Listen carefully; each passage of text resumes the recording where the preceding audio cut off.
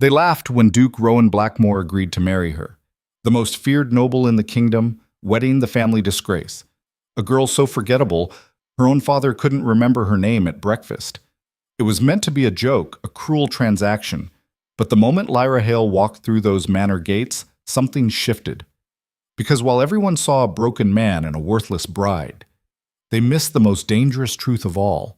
The invisible are always watching. And the forgotten? They have nothing left to lose. Stay until the end to see how she turned humiliation into power. Drop a like and comment which city you're watching from. The carriage wheels ground to a halt outside Hale Manor, and Lyra knew, without looking, that her sister had arrived. She could hear it in the sudden eruption of voices from the courtyard below, the way servants scrambled and her mother's pitch rose 3 octaves into that particular brand of delight reserved only for Celestia. Lyra didn't move from her window seat. She'd learned long ago that rushing downstairs would only earn her a sharp look and a sharper word. Not you. We didn't call for you. So she stayed where she was, watching the autumn leaves scatter across the garden like abandoned promises, and waited for whatever fresh humiliation the day would bring. It came faster than expected. Lyra! Her mother's voice cut through the manor like a blade. Lyra Hale! Get down here this instant! She closed her book carefully, a romance she'd read 17 times because the library considered her unworthy of new selections, and descended the stairs. Each step was measured, quiet. She'd perfected the art of taking up no space, making no sound, invisible. The drawing room blazed with afternoon light, and there, in the center of it all, like a sun-demanding orbit, stood Celestia Hale. Golden hair caught the window light. Sapphire eyes sparkled with that effortless charm that made men stumble over themselves and women either adore or despise her. At 19, she was everything Lyra was not, wanted, celebrated, treasured. There you are.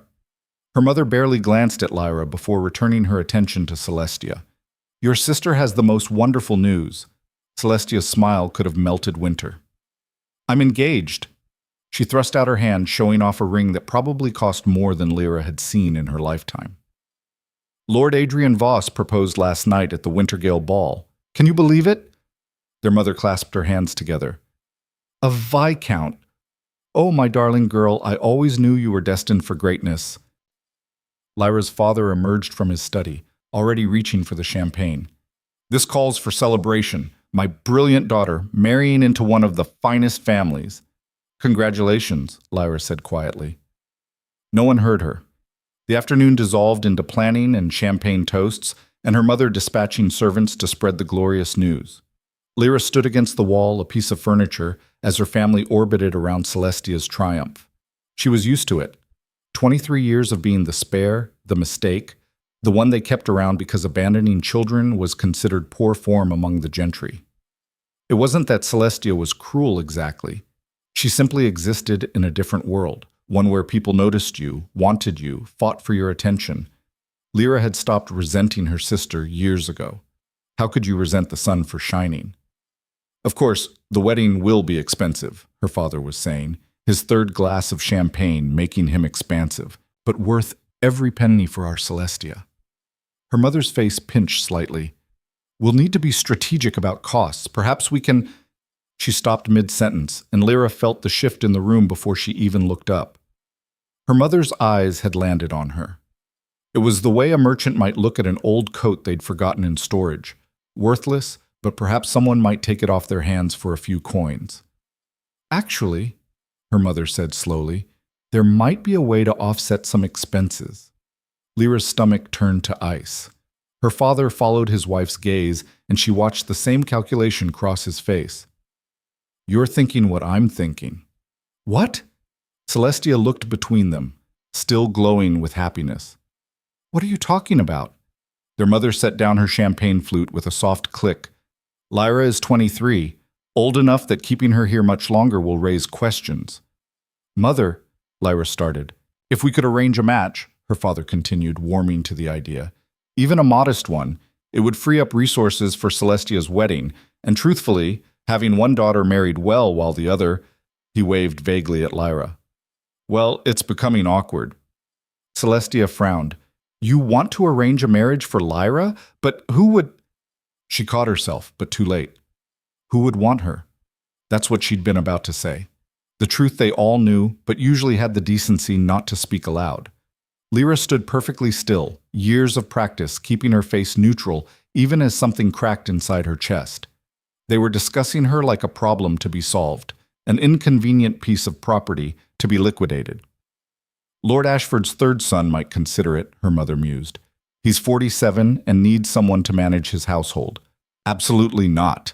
Her father shook his head. We'd have to pay a dowry for that, and the man's a known drunk. No. If we're doing this, we need someone who'll take her without cost, someone desperate enough not to ask questions. The room fell silent. Then Celestia's eyes went wide. You don't mean Duke Rowan Blackmore? Her mother said the name like a ghost story. Lyra's heart stopped. Everyone in the kingdom knew that name. The Duke of Blackmore, master of the Northern Territories. A man so wealthy he could buy and sell noble families like livestock. But wealth was all he had left. 5 years ago, his fiancée had died in a fire that consumed half his manor.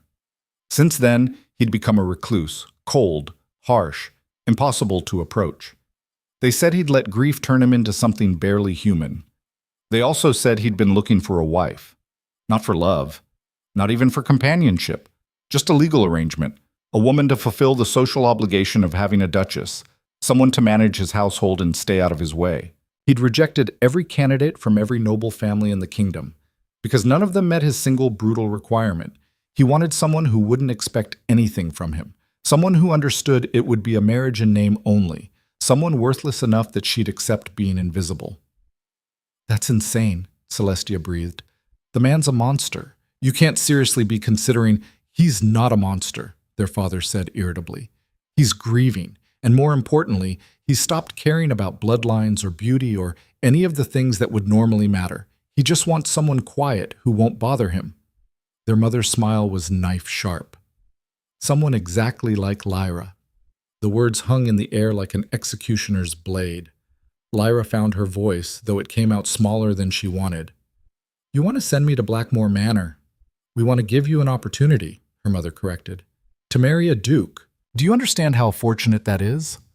Girls like you don't get chances like this. Girls like you. Translation: plain, boring, forgettable. Girls who should be grateful for any scrap of attention. But he doesn't want a wife, Lyra said. He wants a ghost. Then be a ghost! Her father slammed his glass down hard enough to make the champagne slosh. Be whatever he wants. This is the best offer you'll ever receive, Lyra. The only offer. You're 23 years old with no prospects, no talents, and no future. At least as Duchess of Blackmore, you'll have a title. And we'll have one less burden, her mother added, not even bothering to soften it. Celestia looked uncomfortable now, her joy dimmed by the cruelty unfolding in front of her. Maybe we should think about this. There's nothing to think about. Their mother turned to Lyra with finality. Your father will write to the Duke's steward tomorrow. If Blackmore agrees to the arrangement, you'll be married within the month. And if he doesn't agree? Lyra asked. Her father's expression made it clear what her alternative was. Nothing. No home, no family. Just the slow slide into poverty and spinsterhood that awaited women with no value and no one to want them. Lyra looked at each of them, her parents, her sister, the family she'd spent 23 years trying to earn love from, and saw the truth she'd always known but never wanted to face. They didn't want her. They never had.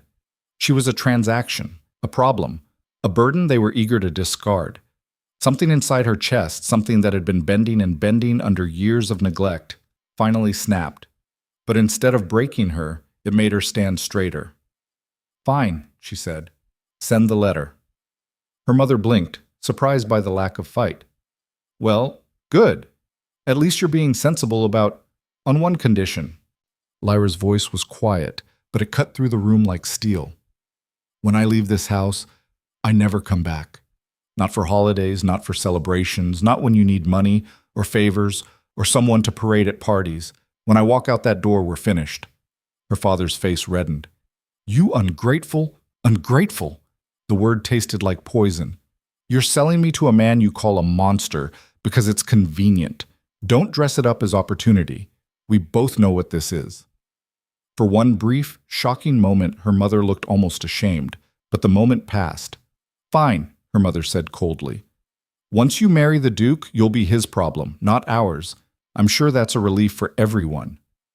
Lyra nodded once, then turned and walked from the room. Behind her, she heard Celestia start to speak.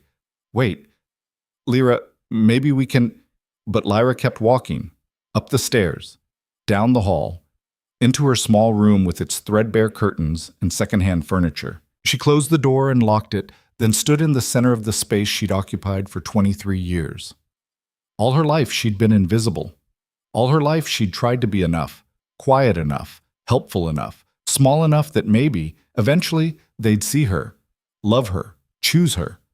But they never would. And now they were sending her away to a man who wanted her for the exact qualities they'd always despised. Her silence, her emptiness, her ability to disappear. Lyra walked to her mirror and stared at her reflection. Brown hair, neither beautiful nor ugly. Gray eyes that people forgot the moment they looked away. A face that blended into crowds, into wallpaper, into nothing. But for the first time in her life, she didn't see worthlessness staring back. She saw possibility. Because here was the truth her family didn't understand. When you're invisible, people don't watch you.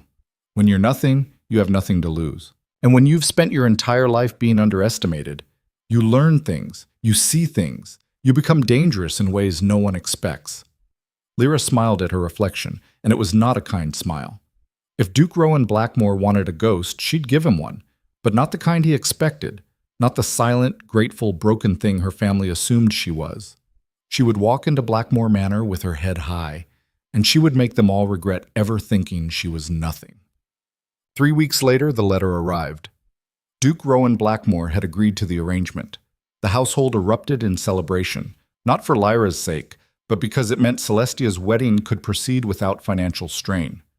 Her mother immediately began planning the departure, treating it less like a wedding and more like an eviction.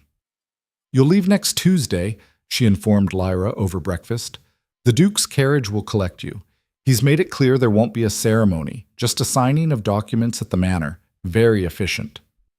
"How romantic," Celestia murmured, pushing eggs around her plate. She'd been quiet since the engagement was announced, as if finally recognizing what her happiness had cost. Their father didn't even look up from his newspaper. "Be grateful he agreed at all. Most men wouldn't touch damaged goods." Lyra said nothing. She'd stopped speaking to them 3 weeks ago, responding only when directly addressed, and then with as few words as possible. It drove her mother insane, which Lyra found deeply satisfying. The week crawled past.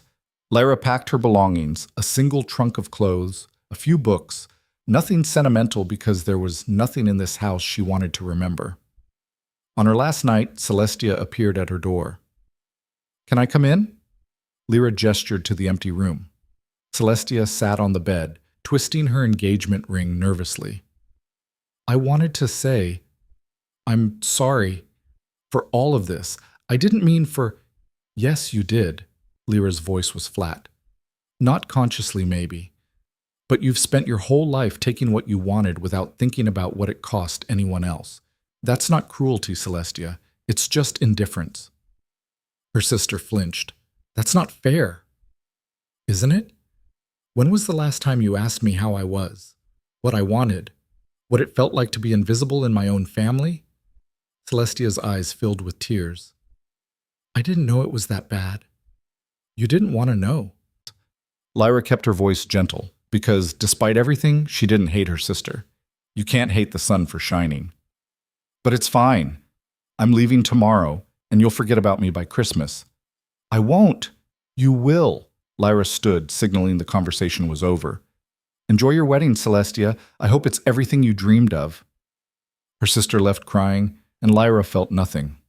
That's what they didn't understand.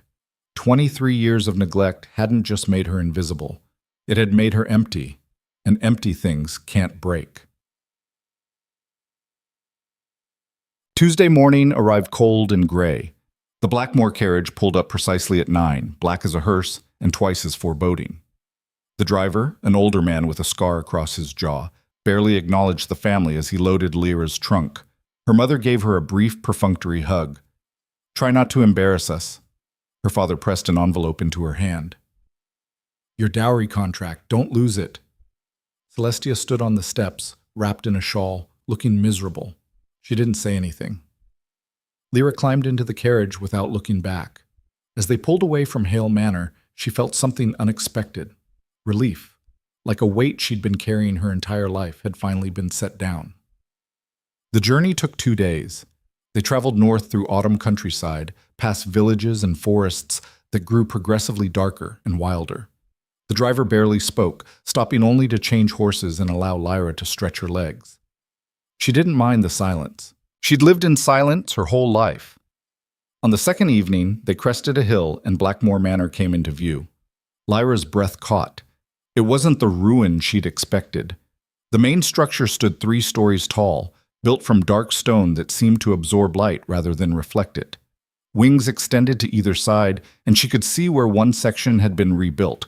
Newer stone, cleaner lines. That would be where the fire had happened. But what struck her most was the atmosphere. The manor didn't look abandoned or haunted. It looked waiting, like something holding its breath. As they approached the main entrance, servants appeared. A small staff, professional but distant. A stern-faced woman, who introduced herself as Mrs. Rothwell, the head housekeeper, directed the footman with military precision. Miss Hale. Mrs. Rothwell's assessment was quick and thorough. His Grace is waiting in the library. Follow me. Lyra's heart hammered as they walked through corridors lined with portraits of ancestors who stared down with varying degrees of disapproval. The manor was beautiful in a cold, formal way, all dark wood and darker secrets. They stopped at a heavy oak door. Mrs. Rothwell knocked once, then pushed it open. Miss Hale, Your Grace?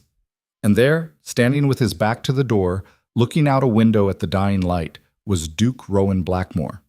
He was taller than she'd expected, broad-shouldered but lean, like someone who'd forgotten to eat properly. Dark hair touched his collar, and even from behind she could sense the tension radiating off him like heat from a furnace. Leave us, he said, without turning. Mrs. Rothwell withdrew, closing the door with a soft click. Silence stretched between them. Finally, he turned. Lyra had prepared herself for many things: cruelty, indifference, disgust. What she hadn't prepared for was the devastating evidence of suffering written across his face. He couldn't have been more than 30, but grief had carved lines around his mouth and eyes that belonged to someone much older. Dark shadows bruised the skin beneath his eyes. His jaw was sharp enough to cut glass, and there was something feral about him, something barely contained. But it was his eyes that stopped her. Blue-gray, like winter sky over stone, and completely, utterly empty. Not cold. Empty. As if someone had scooped out everything that made him human and left only the shell. Lyra Hale. His voice was rough, like he didn't use it often. You understand the terms of this arrangement? Yes, Your Grace. Don't call me that. Rowan is fine. He moved to his desk, picked up a document. This is the contract. Marriage in name only. You'll have your own quarters. You'll manage the household. In exchange, you receive the title, financial security, and freedom to live as you choose, provided you stay out of my way. She took the contract, scanned it. Everything he'd said was there in legal language, plus provisions for an allowance, property rights, and, she blinked, a clause stating she could seek dissolution of the marriage after 5 years if she chose. You're giving me an exit? She asked. I'm giving you options. He returned to the window. I don't expect you to want to stay. No one does. Something in his voice made her look up sharply. Beneath the emptiness, beneath the careful control, she heard it. Resignation. The bone-deep certainty that he was fundamentally unwanted. It was the same voice she heard in her own head every day. For the first time since arriving, Lyra felt something other than numbness. She felt recognition. Where do I sign? She asked. He turned, surprised by her lack of questions, but gestured to the desk. She signed quickly, efficiently, and he countered with his own signature. Just like that, she was a duchess. Mrs. Rothwell will show you to your rooms, Rowan said, already dismissing her. Dinner is at 8 if you want it. I usually eat in my study. Rowan. He froze at his name, clearly unused to hearing it. Lyra met his eyes steadily. Thank you for this opportunity. His expression flickered, confusion. maybe suspicion. You don't need to thank me. This benefits us both. Still, thank you.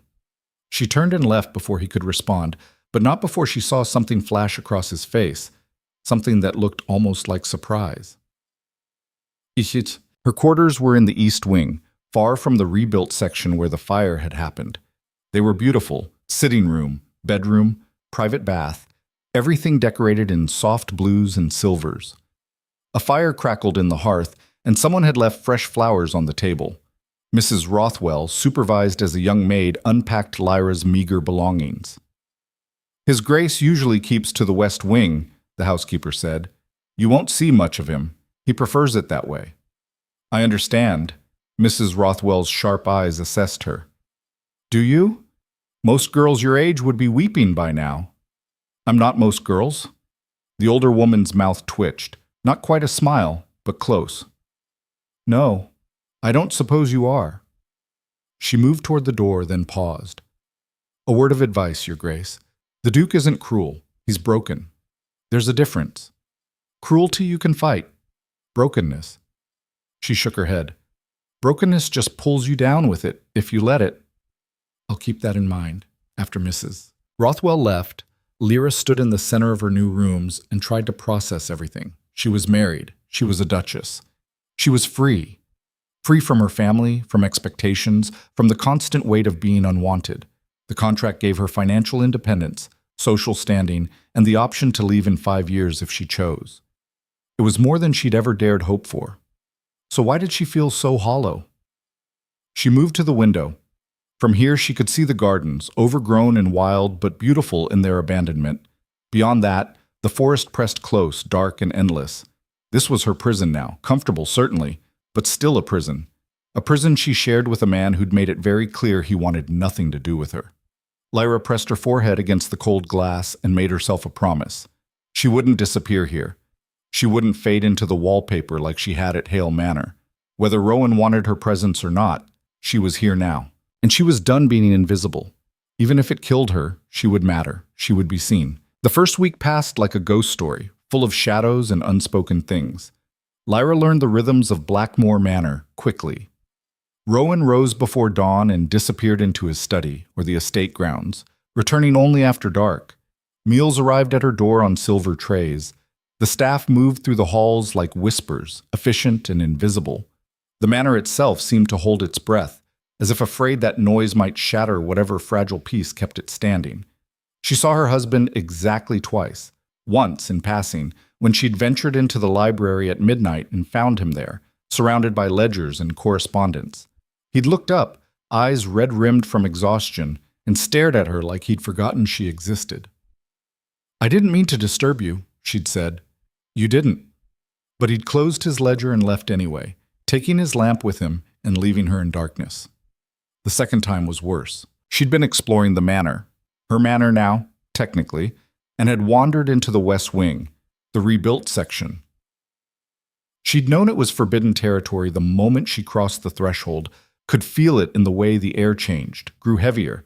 The corridor was pristine, too pristine, like a museum dedicated to forgetting. At the end of the hall, a door stood slightly ajar. Lyra knew she should turn back, but something pulled her forward, curiosity, or maybe the reckless need to understand the man she'd married. She pushed the door open. The room beyond was a bedroom, beautifully appointed but covered in dust. A woman's bedroom. The bed was made with ivory linens. Perfume bottles stood on the vanity. A wedding dress hung in an open wardrobe preserved behind glass like a shrine. Get out! Lyra spun. Rowan stood in the doorway, and for the first time since she'd met him, there was something other than emptiness in his eyes. Rage. Pure, undiluted rage. I'm sorry, I said get out!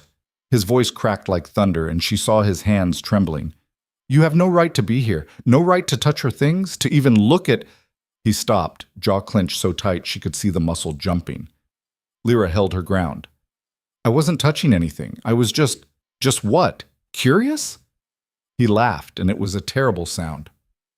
Everyone's curious about the dead girl, aren't they? The tragic duchess who burned. Well, here she is. Satisfied? Rowan, don't. He stepped closer, and she could smell whiskey on his breath. Don't pretend to care. Don't pretend this is anything other than what it is, a transaction. You stay in your wing, I stay in mine. Those were the terms. I know the terms, Lyra said quietly. But I live here now too. Am I supposed to avoid half the manor forever? If it means staying away from her, yes. The words hung between them like a blade. Lyra looked at the room again, at the shrine he'd built to a woman 5 years dead, and understood something fundamental. Rowan Blackmore wasn't cold. He was drowning, and he'd been drowning for so long that he'd forgotten what air tasted like. I'm sorry for your loss, she said, and meant it. He flinched like she'd struck him. Don't. Don't what? Express sympathy? Don't make this into something it's not. You're here because your family didn't want you and I needed a legal wife. That's all. Don't try to make it more. The cruelty was intentional, designed to hurt, but Lyra had spent 23 years being hurt by people who should have loved her. A stranger's barbs barely registered. You're right, she said. This is a transaction. But even transactions have boundaries. If you want me to avoid certain rooms, tell me which ones. Don't expect me to read your mind. For a moment, something flickered across his face, surprise maybe, or confusion, like he'd expected her to cry or crumble. Instead, she was negotiating. The West Wing, he said finally, voice rough. All of it. Stay out. Fine. She walked past him, close enough to see the exhaustion carved into his features, the way his shoulders bowed under invisible weight, close enough to notice that his hands were still shaking. She didn't say anything else, just left him standing in the doorway of his dead fiancé's room, surrounded by ghosts. But as she walked back to her quarters, something settled in her chest. Understanding. Rowan Blackmore wasn't her enemy. He was just a man who'd loved someone so completely that losing her had shattered him into pieces too small to reassemble. And Lyra knew something about being shattered. She also knew something about surviving it. After that encounter, she changed her strategy. If Rowan wanted distance, she'd give it to him, but she wouldn't disappear. Instead, she'd make herself useful in ways that didn't require his acknowledgement. She started with the household. Mrs. Rothwell was competent but overworked, managing a staff too small for a manor this size. Lyra spent 3 days reviewing the accounts and schedules, then approached the housekeeper with suggestions. We need 2 more maids, she said, laying out her notes, and a groundskeeper who can handle the gardens. They're beautiful but dying. Mrs. Rothwell looked skeptical. His Grace doesn't like changes. His Grace doesn't like anything, Lyra countered, but he hired me to manage the household. Let me manage it. The older woman's lips twitched. You've got steel in you. I wasn't sure at first. Most people aren't. They hired the staff. Within 2 weeks, the manor began to breathe differently. Floors gleamed, windows sparkled. The gardens, while still wild, showed signs of care.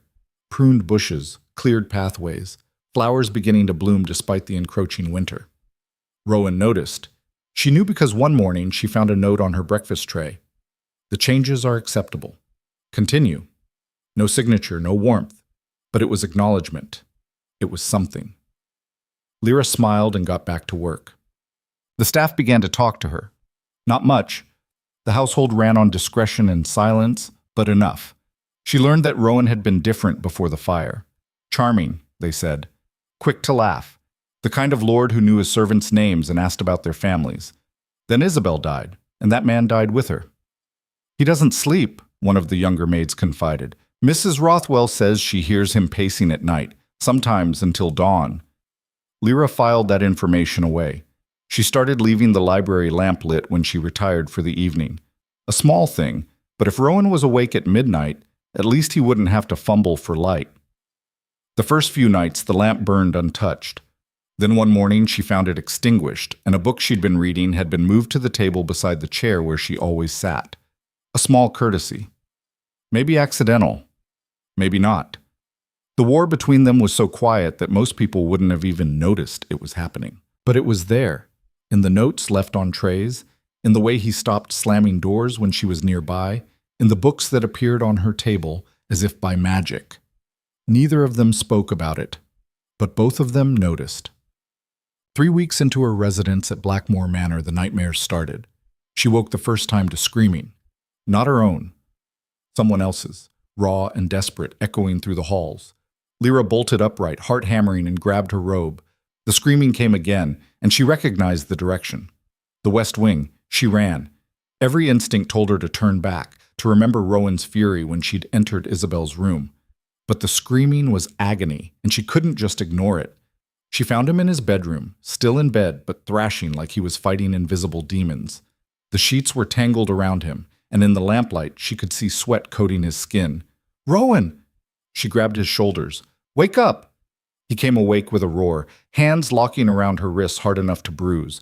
His eyes were wild, unseeing, and for a moment she thought he might actually hurt her.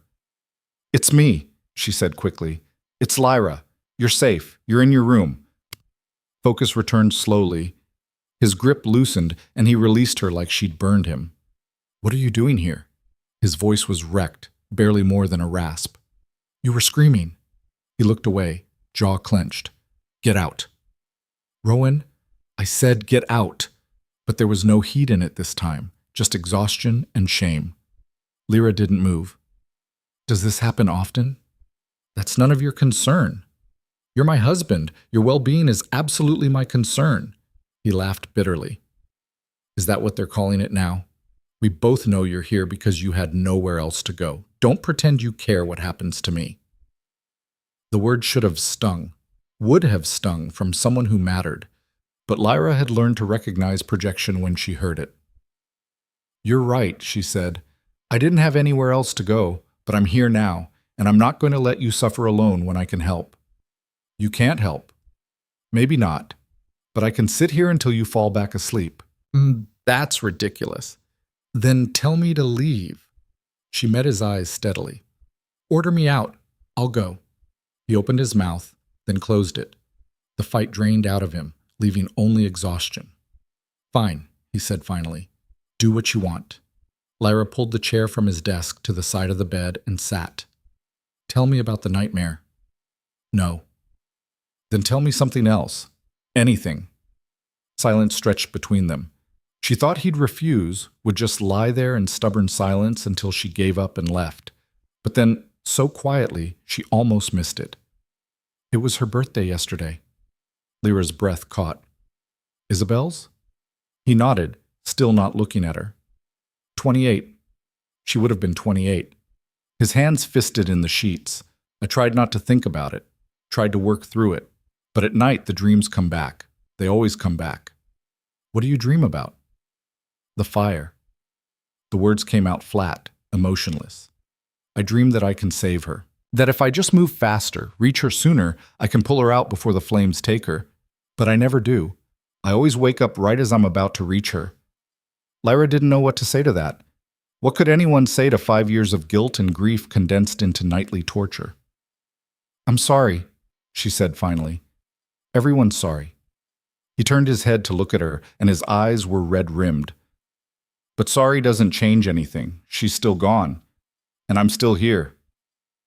"You survived." "Did I?" The question was genuine. Because most days it doesn't feel like living. It feels like haunting my own life.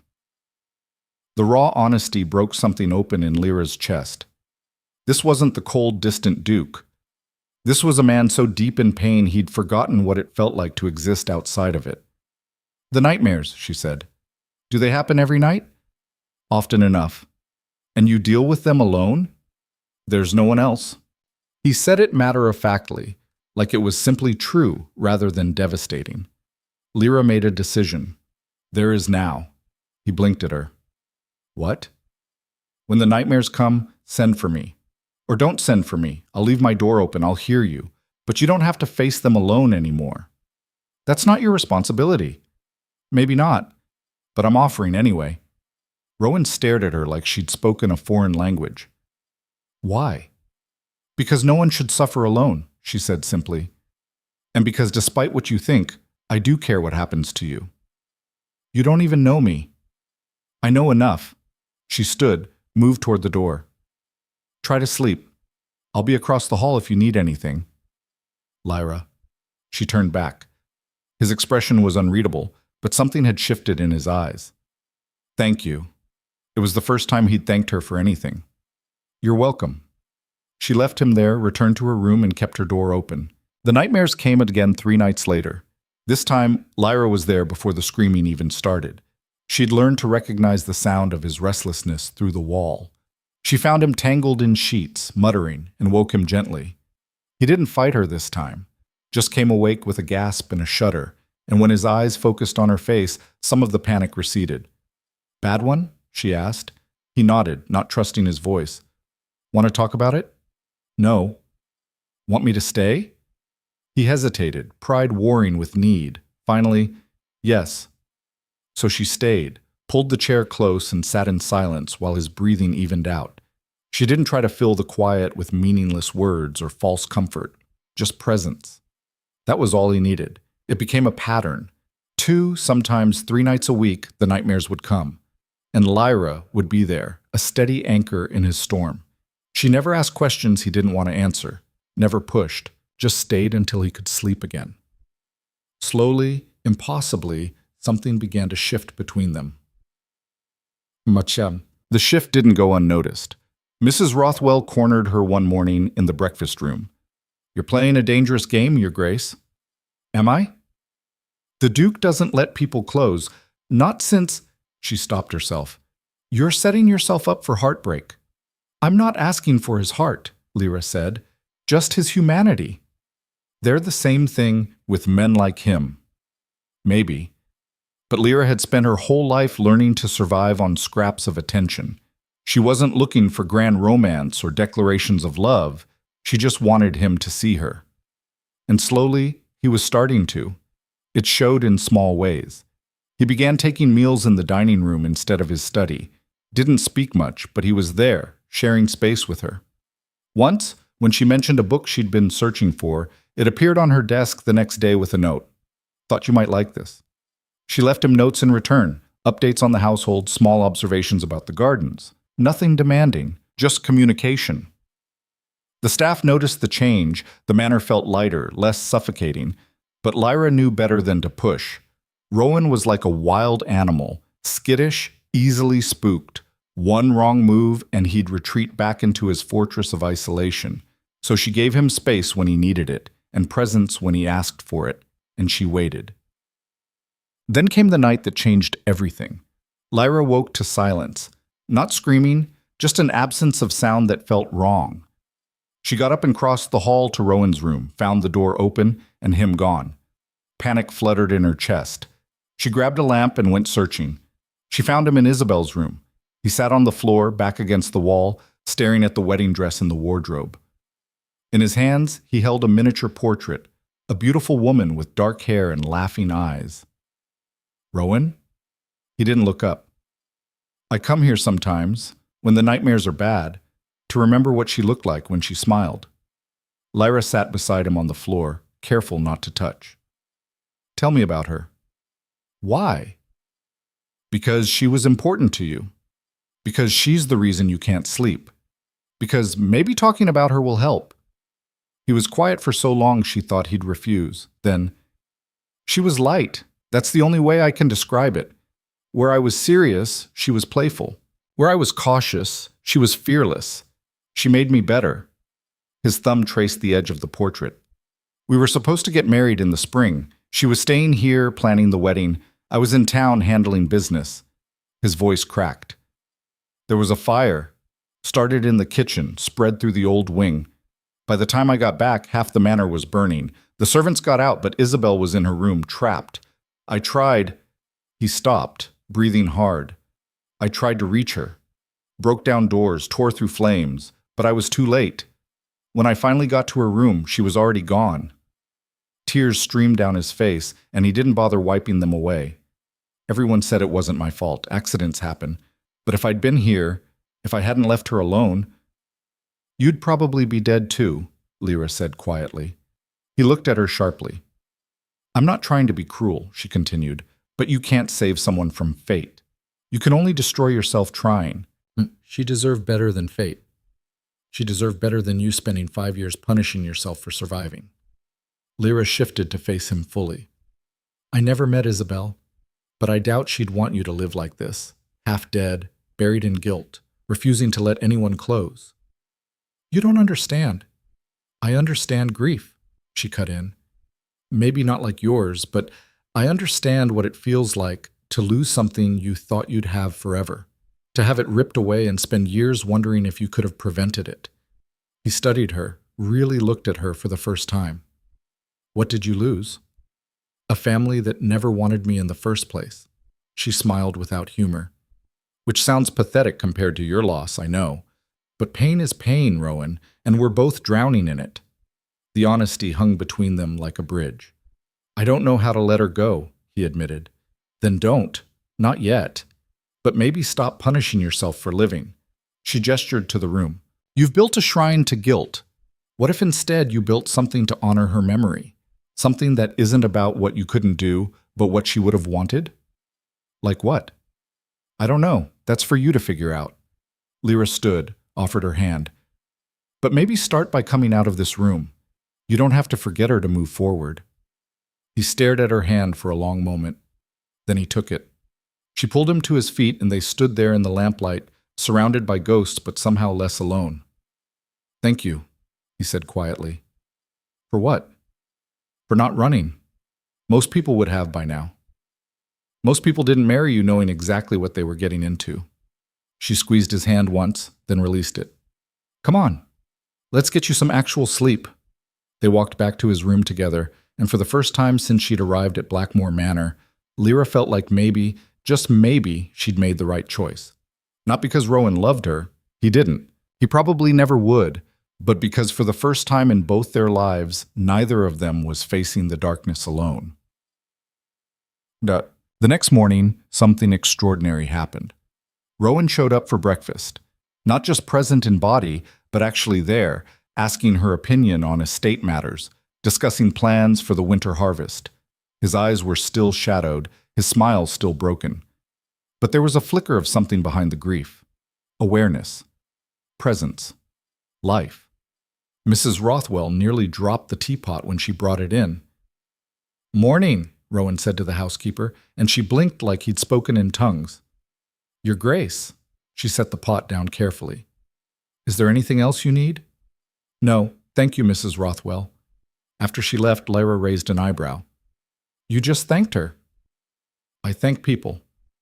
Not since I've been here. He had the grace to look slightly embarrassed. I've been distracted. Distracted. She couldn't help the small smile. Is that what we're calling it? What would you call it? Drowning. But you're starting to swim. The words were light, but the weight behind them was serious. They both knew what had shifted last night. Not a cure, not a miracle, but a first step. An acknowledgement that maybe, possibly, life could be more than just surviving until the next nightmare. Rowan looked down at his plate. I don't know how to do this. Do what? Be normal. Talk to people. Live like I'm not constantly waiting for the other shoe to drop. Then don't be normal, Lyra said. Just be here. That's enough. He met her eyes, and for a moment she saw through all the walls and armor to the man beneath. Scared, broken, but trying. I'll try, he said. It wasn't a promise, it wasn't a declaration, but it was real. And that made it more valuable than anything else he could have given her. As breakfast continued, as they fell into careful conversation about small things, weather, books, the estate, Lyra felt something warm unfold in her chest. Not love. They weren't there yet, might never be, but possibility. The possibility that two people who'd been invisible, unwanted, and abandoned could find each other in the darkness and build something neither of them had expected. A partnership, a friendship. Maybe, someday, something more. But for now, this was enough. Rowan was trying, and Lyra had spent her whole life learning that trying was the bravest thing anyone could do. Outside, winter began its slow descent over Blackmore Manor. But inside, in the warmth of the breakfast room, something fragile and new began to bloom. Neither of them said it aloud, but both of them felt it. The war between them wasn't over. They were both too damaged for easy fixes. But for the first time, they were fighting on the same side. And that changed everything. The fragile peace lasted exactly 3 weeks. Long enough for Lyra to let her guard down. Long enough for her to start believing that maybe, just maybe, she'd found something resembling safety.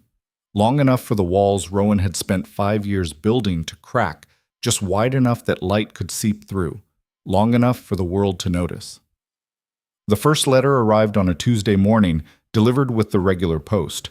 Mrs. Rothwell brought it to Lyra during breakfast, her face carefully neutral. From your sister, Your Grace. Lyra's stomach dropped. She hadn't heard from Celestia since leaving Hale Manor, had honestly hoped she never would again. But there it was, expensive paper, her sister's flowing script, sealed with the Voss family crest. Rowan noticed her hesitation. Bad news? I don't know yet. She broke the seal and read. The words were cheerful, effusive. Celestia and Adrian were married now, a beautiful ceremony, everyone who mattered in attendance. They were blissfully happy, and they'd be passing through the Northern Territories next month on their wedding tour. How wonderful it would be to visit, to see Lyra's new home, to finally meet the mysterious Duke Blackmore. The letter ended with love and well wishes, but Lyra could read between the lines. This wasn't a social call. This was reconnaissance. What is it? Rowan asked. My sister and her new husband want to visit. His expression darkened. The family that married you off like livestock. The same. Tell them no. I can't. They're nobility. Refusing them would cause a scandal. She set the letter down, mind racing. Besides, I knew this was coming eventually. The entire kingdom is curious about the reclusive duke who suddenly married a nobody. We can't hide forever. I can try. Despite everything, she smiled. I know, but I won't let you. Not anymore. Something flickered in his eyes. Gratitude, maybe, or fear. Possibly both. When do they arrive? He asked. 3 weeks. That's not enough time. For what? He gestured vaguely at himself, at the manor, at the life they'd been quietly building in isolation. For any of this to look convincing, they'll take one look at us and know the truth, that this is a marriage in name only, that you're here because you had nowhere else to go. And what's wrong with that? Lyra kept her voice steady. The truth is the truth. The truth is ammunition. Rowan stood, began pacing. Your family wants to humiliate you. They married you to me as a joke, Lyra. Do you really think they're visiting out of sisterly affection? No, but running from them gives them power. She met his eyes. I'm done running. I'm done being invisible. If they want to see what I've built here, let them look. You've built nothing. We barely speak. We speak every morning at breakfast. We have dinner together 3 times a week. You show me the estate books and ask my opinion. I manage your household and you trust me to do it. She stood facing him across the table. That's more than most noble marriages have.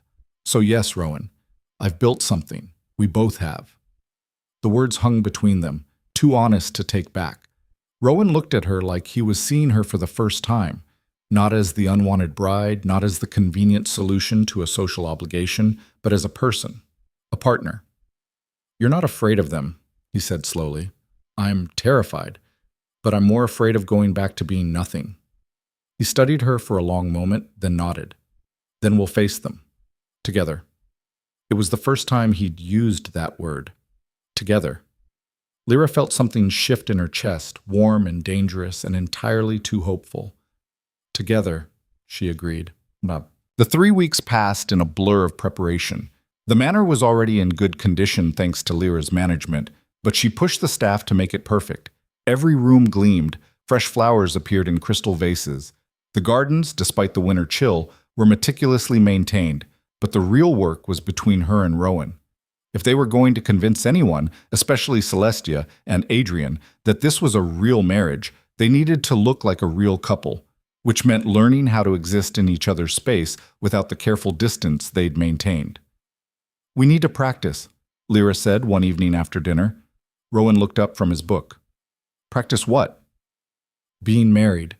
She moved to sit beside him on the settee, closer than she'd ever dared before.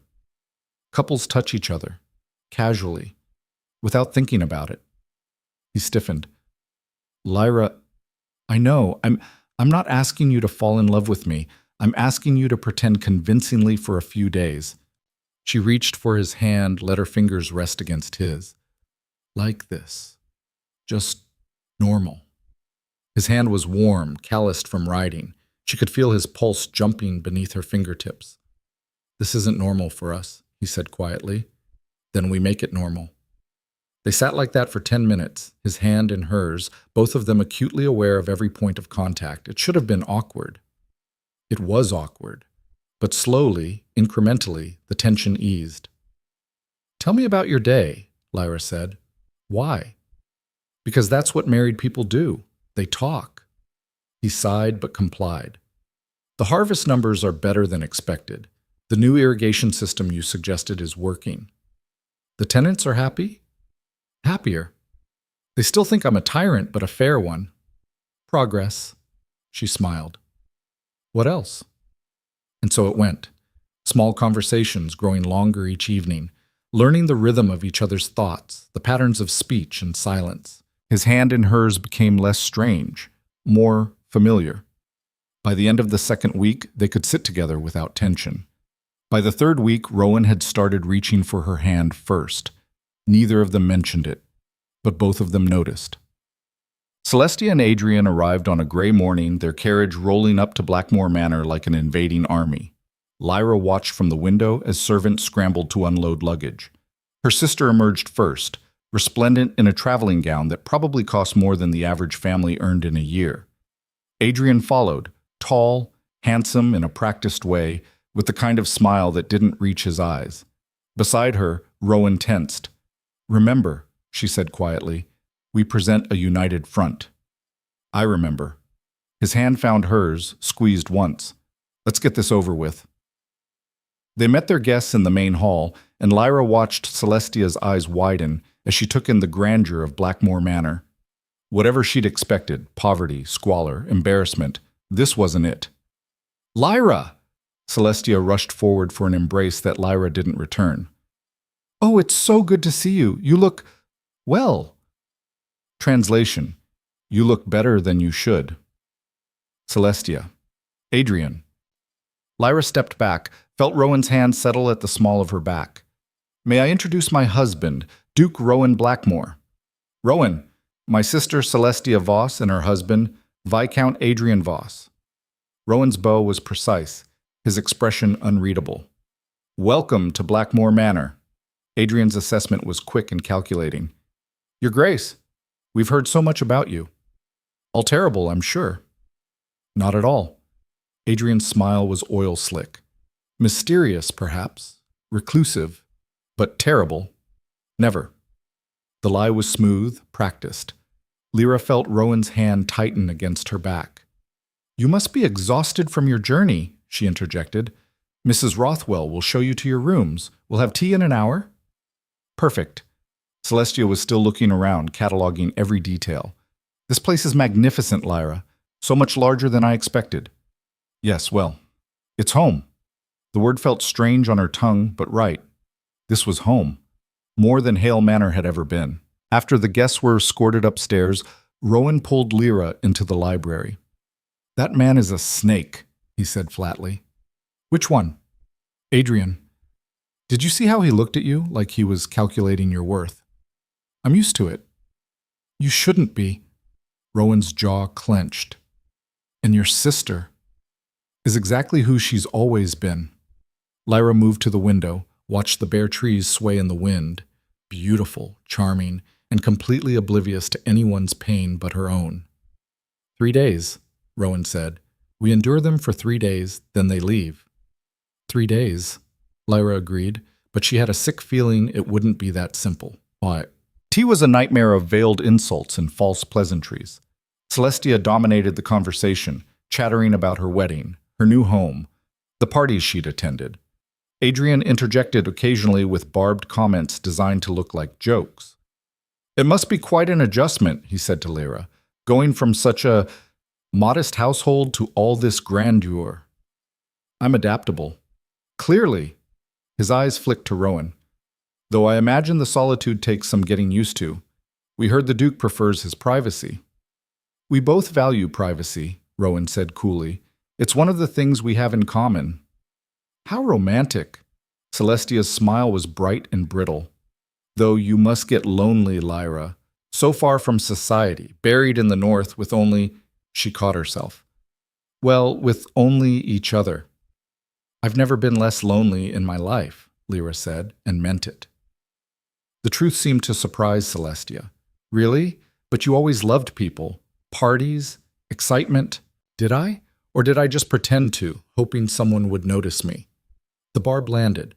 Celestia's smile faltered. Adrian smoothly redirected. Speaking of excitement, there's quite the scandal brewing in the capital. Lord Pemberton's daughter ran off with a commoner. Can you imagine? True love knows no class, Lyra said. True love, Adrian laughed. How quaint. Most marriages are business arrangements. Surely you understand that, Your Grace. He was looking at Rowan, but the question was aimed at Lyra. Some marriages start as business, Rowan said, his hand finding Lyra's beneath the table. But they don't have to stay that way. The simple statement, the casual touch, it shouldn't have meant anything. But Lyra felt it like a thunderclap. Celestia noticed too. Her eyes narrowed slightly. How wonderful, she said. A love match after all. Is that so hard to believe? Lyra challenged. Not hard, just surprising. Given the circumstances of your marriage. The gloves were off now. You mean the circumstances where our family married me off to a stranger because they wanted me gone? Lyra's voice was pleasant, but the words cut. Those circumstances? Celestia had the grace to look ashamed. Lyra, it's fine. I should thank you, actually. If you hadn't needed money for your wedding, I'd still be rotting in that manner, invisible and forgotten. Instead, I'm a duchess. A duchess married to a ghost, Adrian said, dropping any pretense of civility. Everyone knows Blackmore is half mad with grief, that he agreed to marry you as a favor, nothing more. Don't pretend this is some grand romance. Rowan stood so abruptly his chair scraped against the floor and, Get out. I beg your pardon? You heard me. Get out of my house. Rowan, Lyra started. No. His voice was ice. I won't sit here and let this pompous fool insult you under my own roof. You want to question our marriage? Fine, but do it somewhere else. Adrian's face flushed red. How dare you? I'm a duke. I dare whatever I want. Rowan's hand settled on Lyra's shoulder. And I'm telling you to leave. Celestia stood, looking genuinely distressed. This is absurd. Adrian, apologize. I will not. Adrian threw his napkin down. Everyone knows the truth. This marriage is a joke. She's a burden you took on out of pity or madness, or both. Don't insult our intelligence by pretending otherwise. The only joke here is you, Lyra said, standing to face him. A man so insecure he needs to tear others down to feel powerful. Get out of my home. My home. Not Rowan's. Hers. The claim was deliberate, and Adrian heard it loud and clear. His smile turned vicious. Your home? Tell me, Duchess. What did you do to earn it? What did you offer Blackmore that was worth making you his wife? The implication was clear, disgusting. Rowan moved so fast Lyra barely saw it. One moment Adrian was sneering, the next Rowan had him by the collar, slammed against the wall. Say that again, Rowan said softly, dangerously. I dare you. Rowan, don't. Lyra grabbed his arm. He released Adrian, stepping back but keeping himself between the Viscount and Lyra. You have 1 hour to pack and leave. If you're still here after that, I'll have you thrown off my lands. Adrian straightened his jacket, eyes blazing. This isn't over. Everyone will hear about this. Everyone will know what you really are, a mad recluse who married a worthless girl out of desperation. Let them know, Rowan said. I don't care what they think. You will when they laugh at you, when they turn your marriage into a joke at every party, every gathering, when they remember that your precious Isabel died and you replaced her with... Lyra didn't think. She just moved. Her hand cracked across Adrian's face hard enough to echo through the room. Silence fell like a guillotine. Get out, she said quietly. Before I do something we'll both regret. Adrian touched his reddening cheek, fury and shock warring on his face. Then he turned and stormed from the room. Celestia stood frozen, tears streaming down her face. Lyra, I didn't know. He wasn't supposed to. Yes, he was. Lyra's voice was tired. "This is why you came.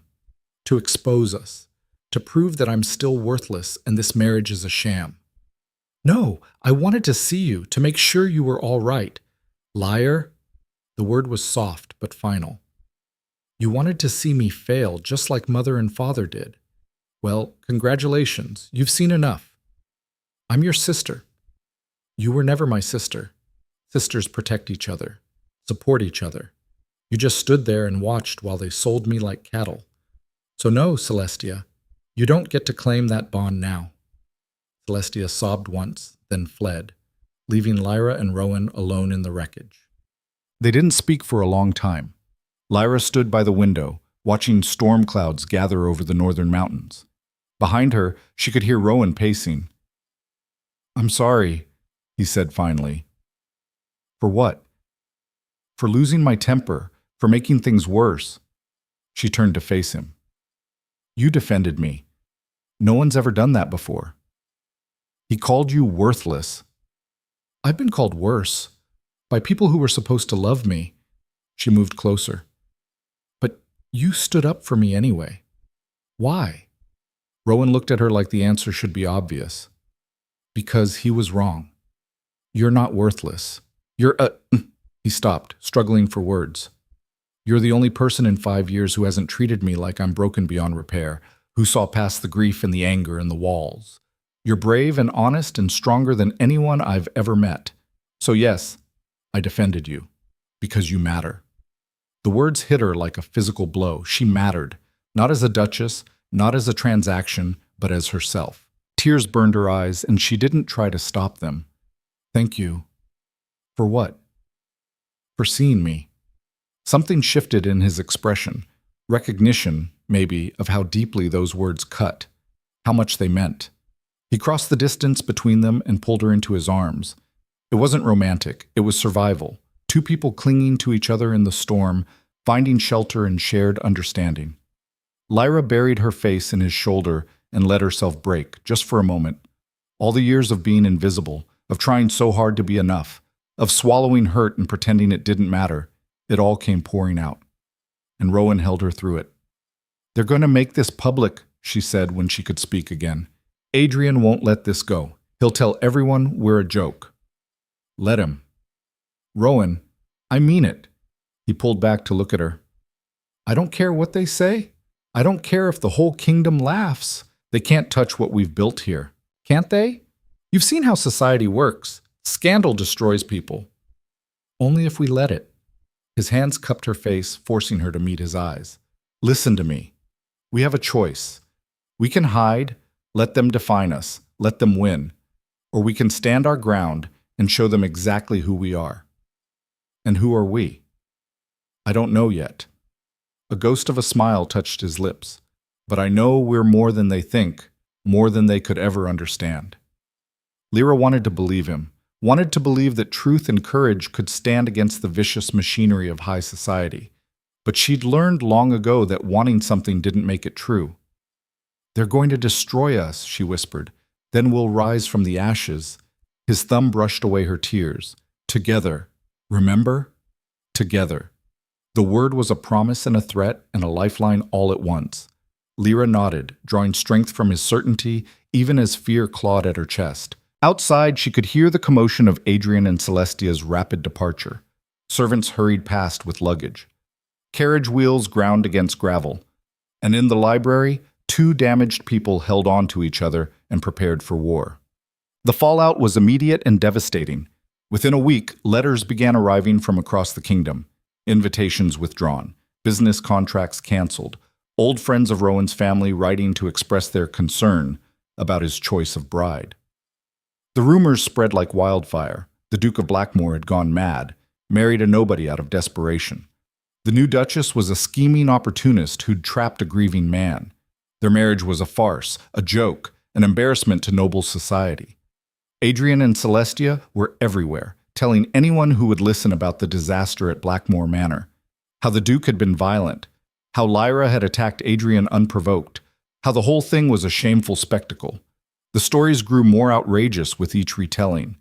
Lyra tried to ignore it, but the isolation was suffocating. Suppliers who'd been reliable for years suddenly refused service. Neighboring estates that had maintained polite relations went silent. "We're being cut off," Mrs. Rothwell reported grimly. "Society is closing ranks." "Let them," Rowan said, but even he looked strained. The worst part was watching him retreat back into himself. The progress they'd made, the breakfast together, the conversations, the tentative friendship, all of it threatened to crumble under the weight of public scorn. Lyra found him one night in Isabel's room, sitting in the darkness. "Don't," she said from the doorway. "Don't what?" "Don't go back there. To the grief, the isolation, the walls." She stepped inside. "We can survive this." "Can we?" He didn't look at her. "Maybe they're right. Maybe I am mad. Maybe marrying you was just another mistake in a life full of them." The word should have hurt, would have hurt, a month ago. But Lyra knew pain when she heard it, knew the difference between cruelty and desperation. "You don't believe that." "Don't I? Look at what I've brought down on you. You'd have been better off staying with your family. I'd have been dead within a year." She said it flatly, without dramatics. "Maybe not physically, but spiritually. I was disappearing, Rowan. You gave me a reason to exist. I gave you scandal and isolation. You gave me a home. You gave me value. You saw me." She knelt in front of him, forcing him to meet her eyes. "So no, I don't regret this. Any of it. Even now, when the whole world is calling you a joke? The whole world has always called me a joke. At least now I have someone standing beside me who knows the truth."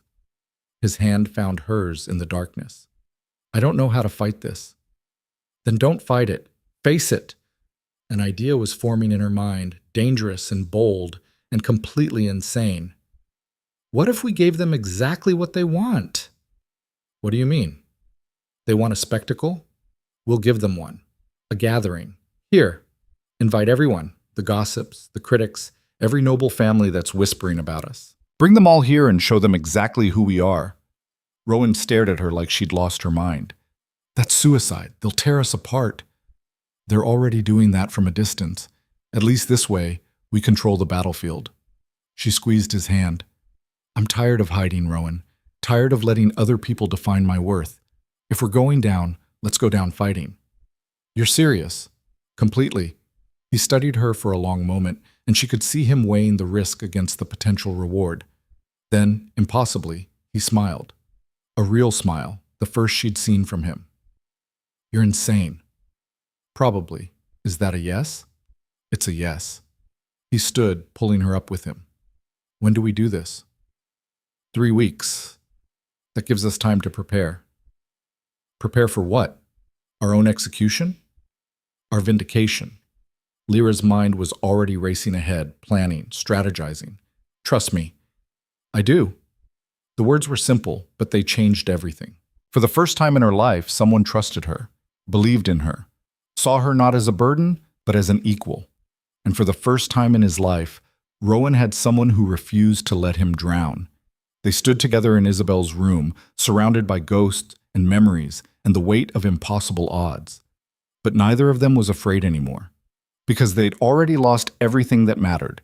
And when you have nothing left to lose, you become dangerous. The invitations went out the next day, written in Lyra's careful hand. "The Duke and Duchess of Blackmore request the honor of your presence at a gathering to celebrate their union. Those who have questioned the validity of our marriage are especially encouraged to attend. Come see the truth for yourselves." It was bold, provocative, deliberately inflammatory. It was perfect. The responses came quickly, some acceptances born of curiosity, others of malice. Adrian and Celestia accepted immediately, no doubt eager to witness the final humiliation. Fine. Let them come. Let them all come. Lyra spent the next 3 weeks preparing, but not in the way anyone expected. She wasn't planning decorations or menus or music. She was planning revelation. Because she'd discovered something in the manor's archives, something buried in old correspondence and legal documents, something that changed everything she thought she knew about Isabel's death. And when the gathering came, when all their enemies were assembled under one roof, she would burn their world down. But first, She had to tell Rowan what she'd found. She found him in the library late one evening, going over the guest list. "Rowan," she said, "we need to talk." He looked up, saw something in her expression that made him set down his papers. "What is it?" "It's about Isabel. About the fire." She took a breath. "It wasn't an accident." The words hung in the air like smoke. Rowan went very still.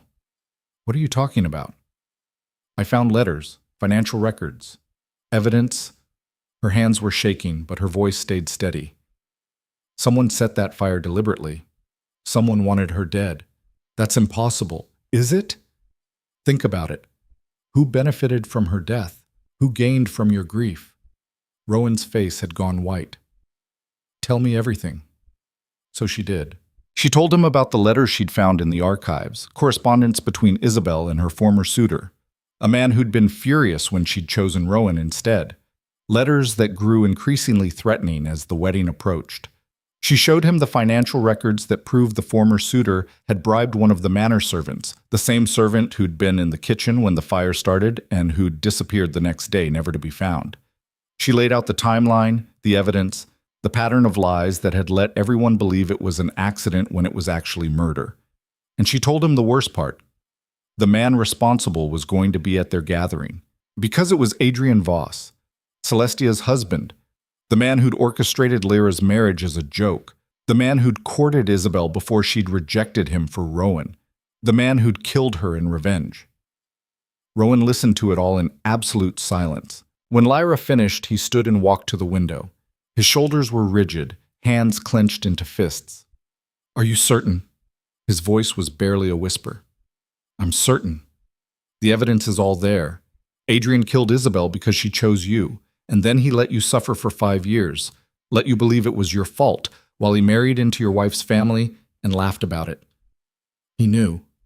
Rowan's voice broke. "All this time he knew what he'd done, and he came here and called her memory, called us, a joke." Yes. The single word was an executioner's blade.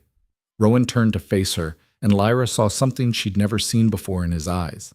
Not grief, not emptiness, fury, pure, focused, devastating fury. "The gathering," he said. "You're going to expose him there." "We are, in front of everyone. We'll destroy him the same way he destroyed Isabel, with truth and witnesses and no escape." They might not believe us. They will when they see the evidence, when they hear the testimony, when they realize what he is. She moved to stand beside him. "But I need to know you can handle this, seeing him, knowing what he did." Rowan's jaw clenched. "I can handle it. For Isabel. For you. For all of us." "Then we do this together." "Together," he agreed. They stood side by side, watching the darkness gather over Blackmore Manor and prepared for the most dangerous gamble of their lives. In 3 days, every noble family that had ever sneered at them would be under their roof, and Lyra would give them all a show they'd never forget. She'd spent her whole life being invisible. But when she stepped into that ballroom, when she faced down her sister and the man who'd killed Rowan's first love, the whole world would see her, and they would never look away again. The ballroom blazed with light. Every chandelier gleamed, every surface polished to mirror brightness. The Blackmore staff had worked miracles in 3 days, transforming the space that hadn't seen a gathering in 5 years into something magnificent. But Lyra barely noticed the decorations as she stood in her dressing room, staring at her reflection. The woman looking back at her was a stranger. Gone was the invisible girl who'd slouched through Hale Manor, hoping to disappear. In her place stood a duchess in midnight blue silk, her hair swept up to reveal the slender column of her throat, diamonds glinting at her ears and wrist. Rowan's diamonds, given to her that morning with a simple statement, "You should look like what you are, my wife." A knock at the door. Mrs. Rothwell entered, her expression unreadable. "They're arriving, Your Grace. The first carriage has just pulled up." Lyra's stomach clenched. "How many?" 40 families confirmed. More may come." The housekeeper's eyes were sharp. "Are you certain about this? What's your planning?" "No, but I'm doing it anyway." "Good." The older woman's mouth twitched into something almost like a smile. "Give them hell." After she left, Lyra took one last look at herself. Her hands were steady, her breathing even. She'd spent 23 years learning to hide fear, and tonight that skill would serve her one final time. Because after tonight, she'd never hide again. She found Rowan waiting at the base of the grand staircase, devastating in formal black. When he saw her descending, something flickered across his face. Not quite recognition, but close, like he was seeing the truth of her for the first time. You look, He stopped, started again. You look like a force of nature. I feel like I'm about to throw up. That makes two of us. But he offered his arm, steady and sure. Ready? As I'll ever be. They moved to the ballroom entrance as the first guests arrived. Lord and Lady Ashmont, who'd once been friends of Rowan's parents. The Marchioness of Silverton, notorious gossip. Baron Westfield and his wife, who'd written one of the nastiest letters withdrawing their support. Each arrival brought a fresh wave of barely concealed curiosity and contempt. Lyra could read it in their eyes as they took in the grandeur of Blackmore Manor, the obvious wealth and refinement, and tried to reconcile it with the stories they'd heard about the Mad Duke and his worthless bride. Your Grace, Lady Ashmont's curtsy was perfunctory. What a surprising invitation. We're full of surprises, Lyra said pleasantly. I'm so glad you could attend. The Marchioness swept in next, her gaze raking over Lyra like a merchant assessing damaged goods. My dear Duchess, you're braver than I thought, hosting a gathering when everyone's talking about your little scandal. They're not talking about a scandal, Rowan said, his voice carrying across the room. They're spreading lies. There's a difference. A murmur rippled through the assembled guests. Then Adrian and Celestia arrived. Lyra felt Rowan tense beside her as the Viscount strode in, Celestia on his arm looking pale and uncomfortable. Adrian's smile was predatory as he approached. Your Grace, Duchess. His bow was mocking. Thank you for the invitation. I wasn't sure you'd have the courage to face us again after your outburst. Thank you for accepting, Lyra said. Your presence here is essential. Something flickered in his eyes, suspicion, maybe, or awareness that he was walking into a trap, but his arrogance wouldn't let him back down. Essential. How flattering. Isn't it? She turned away dismissively. Please enjoy the evening. Dinner will be served shortly. As they moved into the crowd, Celestia caught Lyra's arm. I need to talk to you, privately. We have nothing to say to each other. Please, her sister's voice cracked. I've been trying to reach you for weeks. The letters I sent, I burned them. Celestia flinched. Lyra, I'm sorry. For everything. Adrian, things aren't what I thought they'd be. He's dangerous? Lyra's voice was flat. Cruel? A murderer? Her sister went white. What are you talking about? You'll find out soon enough. Now, if you'll excuse me, I have a gathering to host. She walked away, leaving Celestia standing in the middle of the ballroom looking lost and afraid. The next hour was exquisite torture. Lyra and Rowan moved through the crowd together, presenting a united front, fielding barbed comments with grace and deflecting accusations with careful words. Every minute felt like an hour.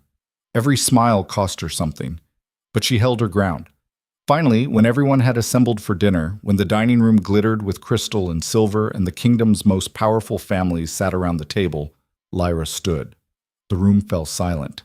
Thank you all for coming, she said, her voice carrying clearly. I know there's been speculation about our marriage, questions about its validity, concerns about the Duke of Blackmore's judgment in choosing someone like me. Uncomfortable murmurs. Adrian was smiling, thinking this was her surrender. So I wanted to address those concerns directly. She looked around the table, meeting each set of eyes. My husband married me because I was convenient, because I asked for nothing and expected less, because I was invisible enough that he thought I'd simply disappear into the background of his grief. Rowan started to speak, but she shook her head slightly. Let them hear this. And for a while, that's exactly what I tried to do. Disappear. Because that's what I'd done my whole life, made myself small enough that maybe, eventually, someone would choose me. She saw Celestia's eyes fill with tears. But something changed. I stopped trying to disappear. And my husband, this man you all call mad, broken, dangerous, he saw me, really saw me. Not as a burden or a joke or a convenient solution, as a person. How touching, Adrian drawled. But surely you didn't gather us here just for a love confession. No. Lyra's smile was razor sharp. I gathered you here for the truth. About my marriage, yes. But more importantly, about a murder that's gone unpunished for 5 years. The room erupted. What is this? Lady Ashmont demanded. Some kind of joke? Baron Westfield sputtered. But Lyra kept her eyes on Adrian, watching the color drain from his face. 5 years ago, she continued, Rowan's fiancée, Isabel Trent, died in a fire at Blackmore Manor. Everyone believed it was an accident, a tragedy. But it wasn't. This is absurd. Adrian started to rise. Sit down. Rowan's voice cracked like a whip. Or I'll have the footman force you. Adrian sat, but his eyes promised violence. Lyra gestured to Mrs. Rothwell, who brought forward a leather portfolio.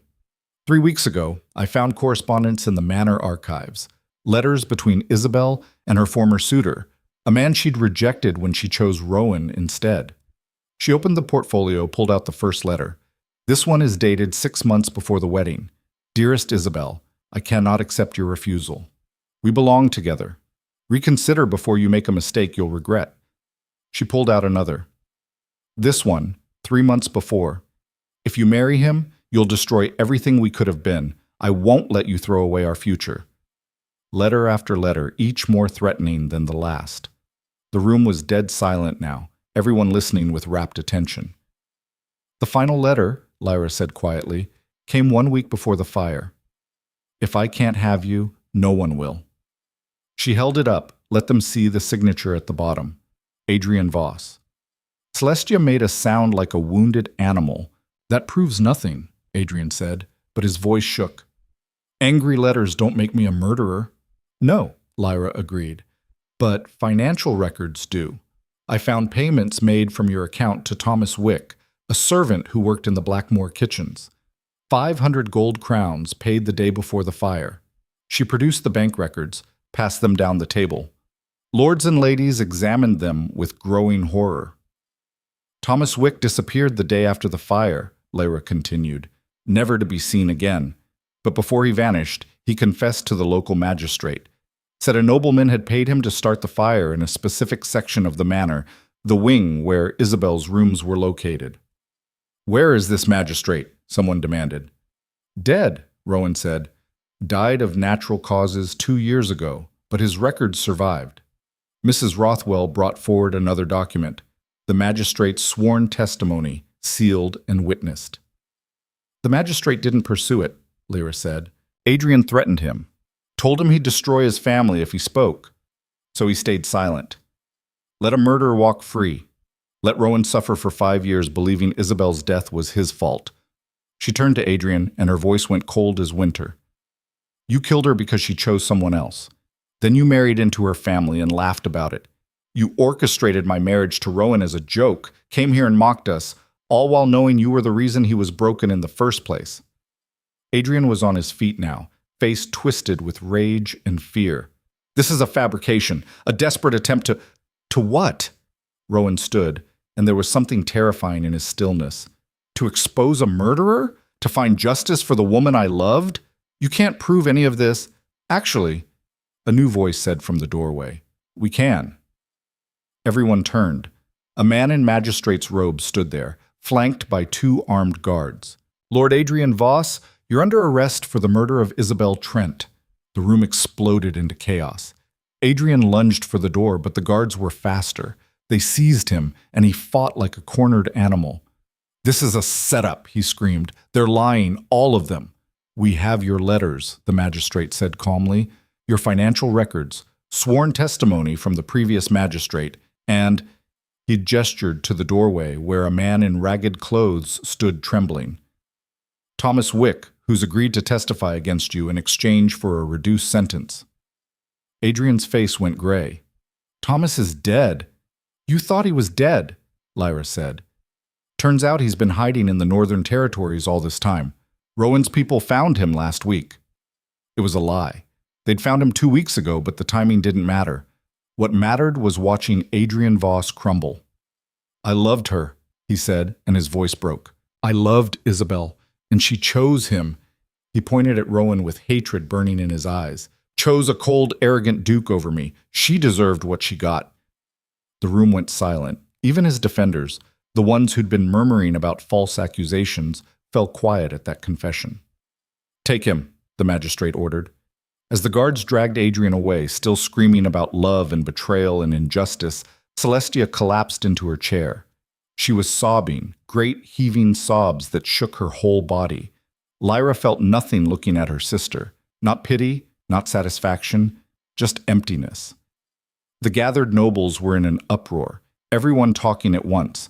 But beneath the shock and scandal, Lyra could feel the shift. They were looking at her differently now.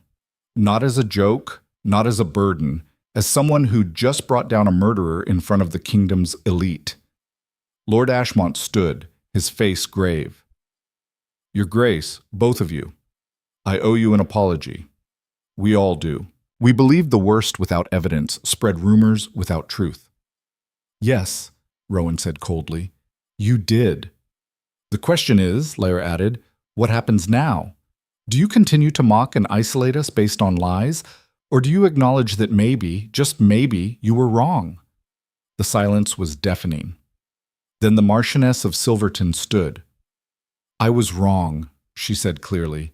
I spread vicious gossip about your marriage without knowing anything real about either of you. For that, I apologize. One by one, others stood, offering apologies, expressing shock and shame, acknowledging their complicity in nearly destroying two innocent people. Not everyone apologized. Some left in angry silence, unable to admit their fault. But enough stayed. Enough bore witness to the truth. Finally, when the room had mostly cleared, when only a few sympathetic families remained, Lyra found herself face to face with Celestia. Her sister looked destroyed, eyes swollen, face blotchy, everything about her screaming devastation. I didn't know, Celestia whispered. I swear, I didn't know what he'd done. He told me. He said he'd courted someone who chose another man, but I never imagined. Didn't you? Lyra's voice was flat. You married a man who orchestrated my marriage as a joke, who came here specifically to humiliate us. And you never once questioned why he cared so much? I thought he was protecting me. He was using you, just like our parents used me. Lyra felt something crack inside her, but not in a breaking way, in a liberating way. I'm done, Celestia. Done with this family, done with pretending that blood means anything when there's no love behind it. Please, her sister reached for her. You're all I have left. No, Lyra stepped back. I'm not yours anymore. I never was. You have to figure out who you are without using other people as mirrors. She turned away, and this time Celestia didn't try to stop her. Rowan waited by the fireplace, staring into the flames. When Lyra approached, he didn't look at her. It's over, he said quietly. Yes. She's really gone now. Isabel. Before, she was everywhere, in my grief, my guilt, my nightmares. But now I know the truth. I know I couldn't have saved her because I didn't kill her. He did. How does it feel? He finally looked at her, and his eyes were red but clear. Like I can breathe. For the first time in 5 years, I can actually breathe. Lyra felt tears prick her eyes. Good. And you? He turned to face her fully. You just destroyed your sister's life, exposed her husband as a murderer. How do you feel? Free, she said simply. I spent my whole life trying to earn love from people who would never give it. Now I don't have to try anymore. They stood there in the firelight, two people who'd been broken by different tragedies but had somehow found each other in the wreckage. What happens now? Rowan asked. I don't know. We could go back to the way things were. Separate lives, careful distance, the arrangement we agreed to. Is that what you want? Lyra looked at him, really looked at him. At the man who'd defended her when no one else would, who'd trusted her enough to let her orchestrate tonight's revelation, who'd stood beside her through scandal and judgment and the systematic dismantling of his own grief. "No," she said, "that's not what I want." "Then what do you want?" She stepped closer, close enough to see the firelight reflected in his eyes. "I want what we've been building, the conversations, the trust, the partnership. I want—" She stopped, gathered her courage. "I want to stop pretending this is just an arrangement, because somewhere along the way it became real." Rowan's breath caught. "Lyra, I'm not asking you to love me," she said quickly. "I know you loved Isabel. I know that doesn't just disappear, but maybe we could try being more than convenient strangers. Maybe we could be friends," he offered. "I was going to say partners, real ones." He studied her for a long moment, and she could see him weighing the risk against the possibility. Then he smiled. Not the broken ghost of a smile she'd seen before, but something genuine. "Partners," he agreed. "Real ones." He offered his hand and she took it.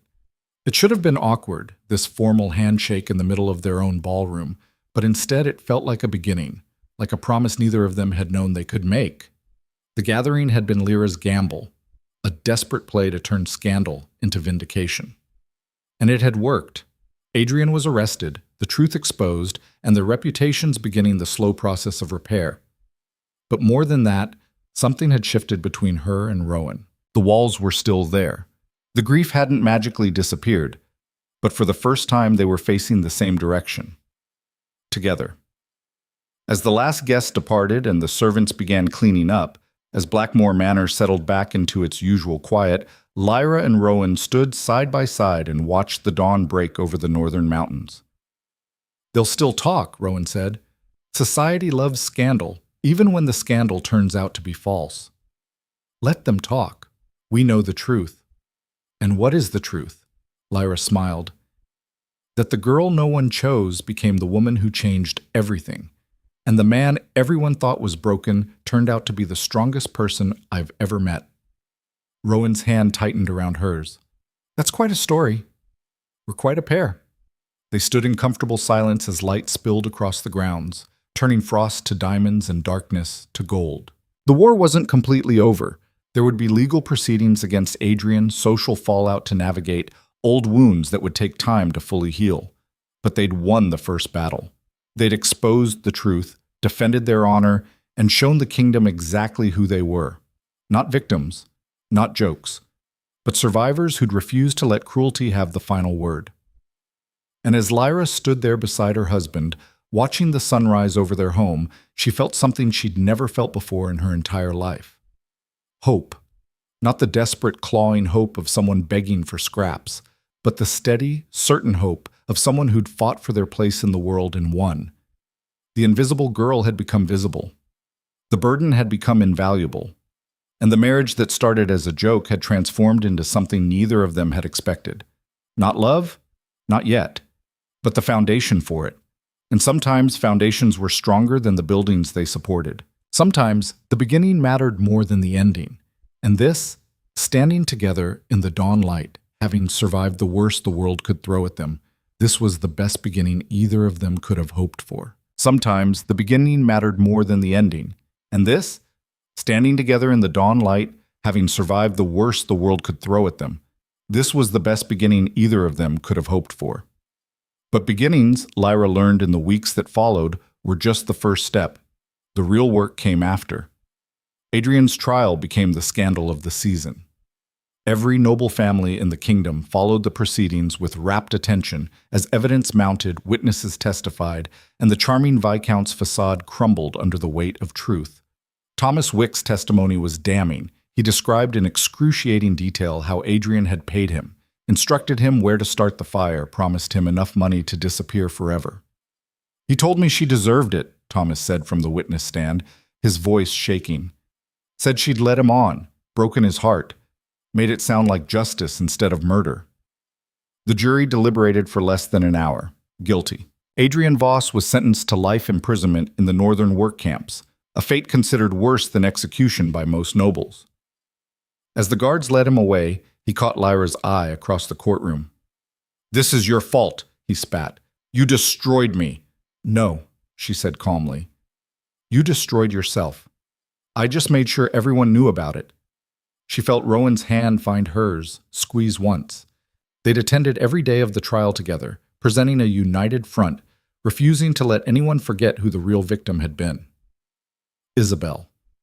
Sweet, vivacious Isabel, who'd loved life and chosen the wrong man to reject. After the sentencing, Rowan was silent on the carriage ride home. Lyra let him be, understanding that justice didn't erase grief. It just gave it somewhere to land. Finally, as Blackmore Manor came into view, he spoke. I thought it would feel different. What would? Knowing he'd pay for what he did, I thought it would bring closure. He stared out at the winter landscape. But she's still gone. She'll always be gone, Lyra said gently. Justice doesn't bring back the dead, it just makes sure their deaths mean something. Does it? Mean something? It does to me. It should to you, too. She shifted to face him. Isabel's death exposed a murderer who would have killed again. Your grief became the reason her killer faced consequences. That's not nothing, Rowan. He looked at her then, really looked, and something in his expression made her breath catch. When did you become so wise? He asked. When I stopped trying to be invisible. The ghost of a smile touched his lips. Remind me to thank your family for sending you to me. Absolutely not. They don't deserve the satisfaction. This time, he actually laughed. It was rusty, unpracticed, but genuine. And Lyra realized with a start that she'd made him laugh. The small victory felt bigger than bringing down a murderer. The shift in their social standing was gradual but undeniable. Families who'd withdrawn their support began reaching out. Tentative at first, then with increasing warmth as they realized Lyra and Rowan's story had captured the kingdom's imagination. The invisible girl who'd exposed a killer. The grieving duke who'd finally found justice. It was the kind of narrative society loved. Invitations arrived daily. Requests for visits, dinner parties, garden gatherings. The Marchioness of Silverton wrote personally, begging Lyra to attend her spring salon. You're the most talked-about woman in the kingdom, Mrs. Rothwell reported, sorting through yet another stack of correspondence. They're calling you the Truth Duchess. Lyra grimaced. That's terrible. That's fame. The housekeeper's eyes twinkled. You could refuse them all, you know. Stay here in your comfortable isolation. Is that what you think I should do? I think you should do what makes you happy. But I also think you've spent enough time hiding. The words stuck with Lyra long after Mrs. Rothwell left. She found Rowan in the library that evening, reviewing estate documents. He looked up when she entered, and she was struck again by how much he'd changed. The shadows under his eyes had faded. His shoulders didn't carry quite so much weight. He still had bad nights, the nightmares hadn't disappeared, but they were less frequent now. We've been invited to the Silverton salon, she said. I know. I saw the letter. Do you want to go? He set down his pen. Do you? I asked first. Lyra. He stood, moved around the desk to face her. You don't need my permission to accept invitations. You're not my prisoner. I'm your wife, your partner. I'm not making social decisions without consulting you. Something flickered in his eyes. Surprise, maybe, or gratitude. The truth is, I don't know. Part of me wants to stay here forever, where it's safe. But another part, he trailed off. Another part wants to live again, she finished. Yes. Then let's live. She took his hand. We'll go to the salon. We'll be terrible at small talk and probably offend half the guests. But we'll go together. When did we become we? He asked, but there was no edge to it, just curiosity. I don't know, somewhere between exposing a murderer and learning to laugh again. He smiled, and it transformed his face. I suppose there are worse origin stories. Much worse. They attended the Silverton salon the following week. It was everything Lyra had feared and nothing she'd expected. Yes, people stared. Yes, conversation stopped when they entered. But instead of judgment, she saw respect. Instead of mockery, she found genuine interest. The Marchioness embraced her like an old friend. My dear Duchess, you must tell me everything. How did you know to look in the archives? How did you find Thomas Wick? Lyra deflected with practiced ease, sharing just enough to satisfy curiosity without revealing the sleepless nights, the desperate searching, the fear that she'd find nothing. Rowan stayed close, his hand at her back, a steady presence. She could feel his discomfort. He'd avoided social gatherings for 5 years. But he didn't retreat, didn't hide. They were learning to navigate this new world together. Halfway through the evening, an older woman approached, Lady Brennan, widow of a former duke, known for her sharp tongue and sharper mind. "Your Grace," she said to Lyra, "I owe you an apology." "You've never met me before." "Precisely. I heard the rumors about your marriage and believed them without question. I wrote a letter to my niece calling you a scheming opportunist." She met Lyra's eyes steadily. "I was wrong. You're not a schemer. You're a survivor." The words hit harder than expected. "Thank you," Lyra managed. "Don't thank me for basic decency, but do accept my invitation to tea next week. I'd like to know the real you, not the fiction society created." After she left, Rowan leaned in. "You're collecting admirers. I'm collecting allies. There's a difference." "Is there?" "Allies are useful. Admirers are just loud." He laughed again, and Lyra felt that same warm flutter in her chest. They were building something here. Not just a marriage, not just a partnership, but a life. And for the first time, she could actually imagine what that life might look like. Spring arrived early that year, melting the snow and coaxing green shoots from the gardens. Lyra threw herself into restoration projects, working with the groundskeeper to bring the wild gardens back to their former glory. She found peace in the work, the physical labor, the tangible results, the way something broken could bloom again with patience and care. Rowan often joined her, pruning roses or clearing pathways. They worked in comfortable silence, the kind that only came from truly knowing someone. One afternoon, as they rested beneath a cherry tree heavy with blossoms, Rowan asked the question she'd been dreading. "What happened to Celestia?" Lyra had avoided thinking about her sister since the trial. "I don't know. I haven't heard from her." "Do you want to?" "No. Yes. I don't know." She picked at the grass. "Part of me wants her to suffer the way I suffered, but another part just feels tired. Like I've spent so much energy on that family that there's nothing left." "Hate is exhausting," Rowan said quietly. "I know that better than anyone." "Is that what you felt? Hate?" "For a while, yes. I hated Adrian for taking Isabel, hated myself for not being there, hated everyone who moved on while I stayed frozen." He plucked a fallen blossom from the ground. "But hate is just grief wearing armor, and armor gets heavy." Lyra leaned against his shoulder, a liberty she'd only recently allowed herself. "When did you get so philosophical?" "When I married someone who refused to let me stay broken." They sat like that for a long time, watching the petals drift down like snow.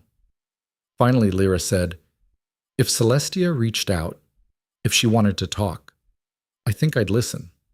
Not to forgive, necessarily, but to close that chapter properly." "That's generous of you." "It's practical. Unfinished business haunts you." "Speaking from experience?" "Learning from yours." He turned to look at her, and something in his expression made her heart skip. "You know what I realized?" "What?" "Isabel would have liked you." The statement was so unexpected, so genuine, that Lyra felt tears prick her eyes. "You think so?" "I know so. She always championed the underdog, loved people who refused to give up." His hand found hers.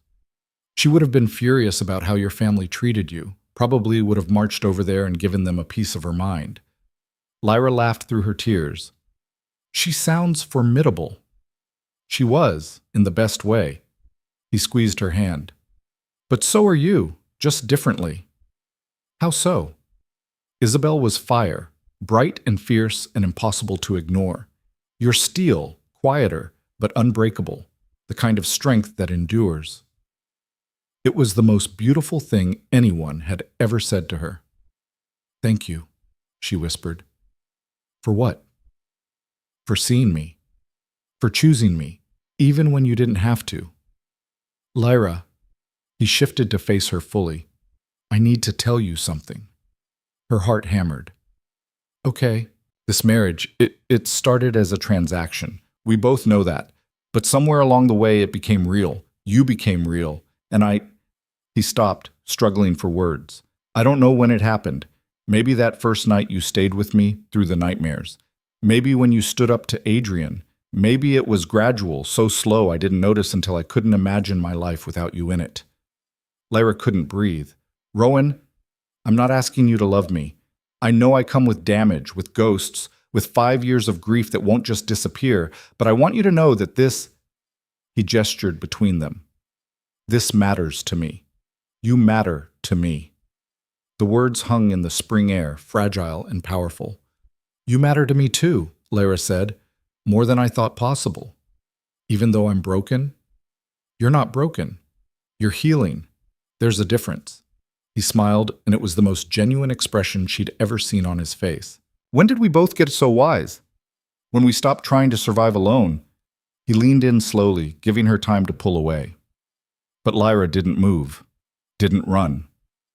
When his lips met hers, it was soft, tentative, a question more than a statement. She answered by kissing him back. It wasn't fireworks or passion or the sweeping romance of novels. It was quiet and real, and tasted like hope and cherry blossoms and new beginnings.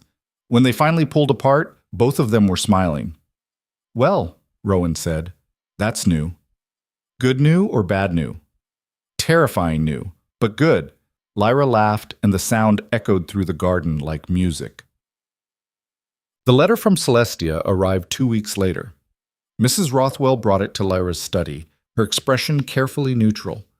From your sister, your grace, shall I dispose of it? Lyra stared at the familiar handwriting, the careful script she'd grown up seeing on birthday cards and invitations she was never included in. No, she said finally. I'll read it. After the housekeeper left, Lyra broke the seal with shaking hands. Dearest Lyra, I don't expect you to forgive me. I don't deserve your forgiveness. But I need you to know the truth. I loved Adrian, or I thought I did. He was charming, attentive, everything I thought I wanted. But you were right.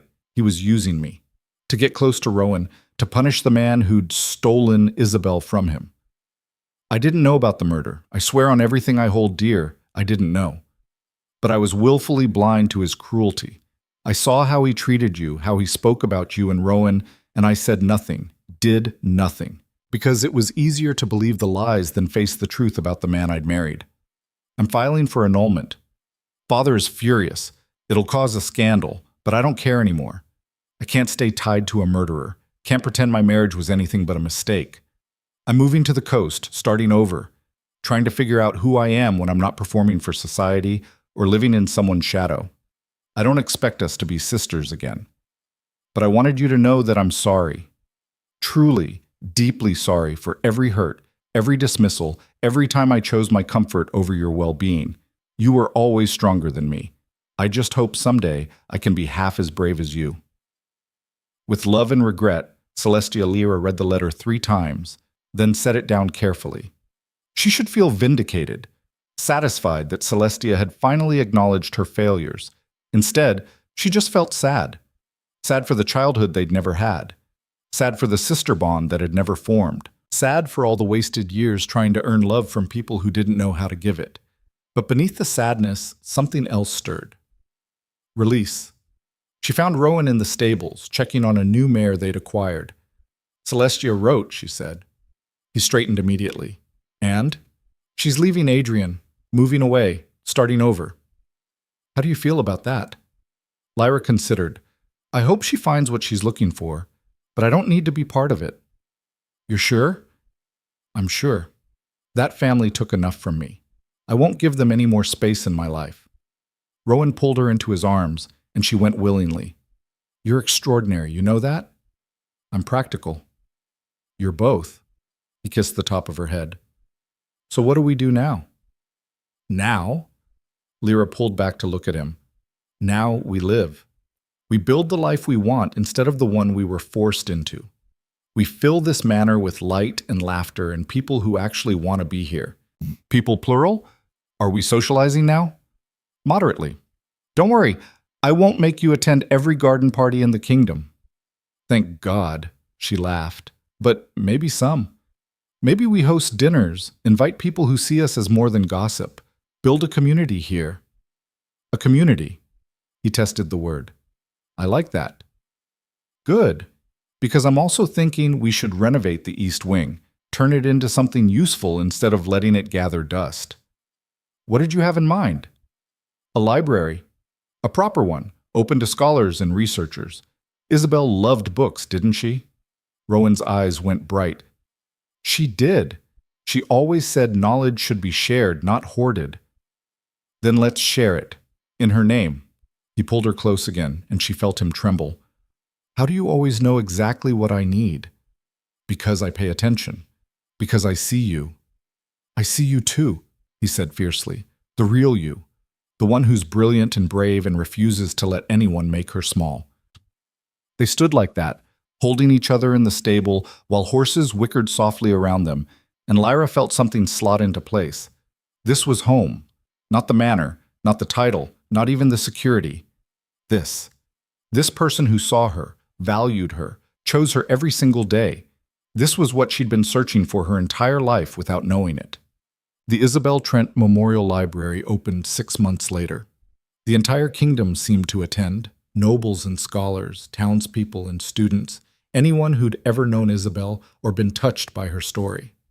The East Wing had been transformed into something magnificent. Floor-to-ceiling shelves, comfortable reading nooks, large windows that flooded the space with light. Above the entrance, a plaque read, "In memory of Isabel Trent, who believed knowledge was meant to be shared and lives were meant to be celebrated." Rowan stood before the crowd, looking more comfortable in his skin than Lyra had ever seen him. 5 years ago, he said, his voice carrying clearly, I lost someone I loved, and I spent those years buried in grief, convinced that the best parts of me had died with her. He paused, found Lyra in the crowd, and smiled. But someone showed me that grief doesn't have to be the end. That love, real love, doesn't demand we stop living. It asks us to live more fully, to honor those we've lost by becoming the people they believed we could be.